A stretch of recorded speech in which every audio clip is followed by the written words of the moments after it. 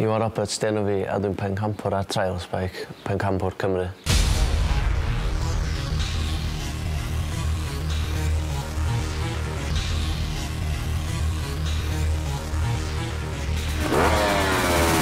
Mae treial sy'n cymryd llawer iawn o sgil, oherwydd ti'n gorfod cael balance, clutch control bob dim, a da chi'n gorfod mynd trwy'r section heb roed eich troed lawr. Mynd fyny ffosydd, lawr ffosydd.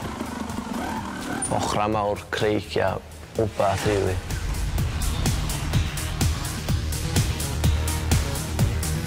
Dwi wedi bod yn Italy, Holland, Czech Republic, yr Almaen, bob man. Nes i ennill yn yr European Championship yn Czech Republic. Dwi'n gobeithio gael dipyn o sponsorship i fi gallu neud gyda'r World Championship blwyddyn nesaf.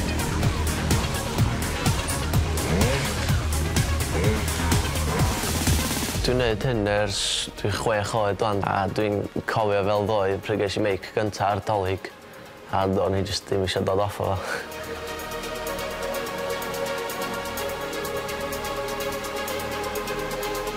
Dwi wedi arfer reidio o gwmpas y llefydd lleol efo ryw 10 person yn watchad fi, a wedyn dwi wedi bod yn neud y World Championship ag yr European, ag mae 'na miloedd o bobl yn gotcha, so mae'n llawer iawn o pressure.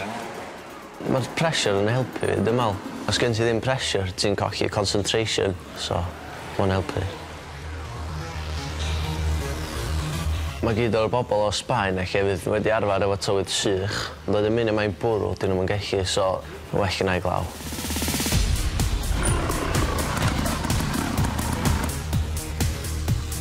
Oedd ennill yn y gwlad yn hun yn y World Championship GP yn wbath gwahanol, oedd gyd yn ffrindiau teulu fi yna. Oedd jyst yn wbath special, arbennig iawn.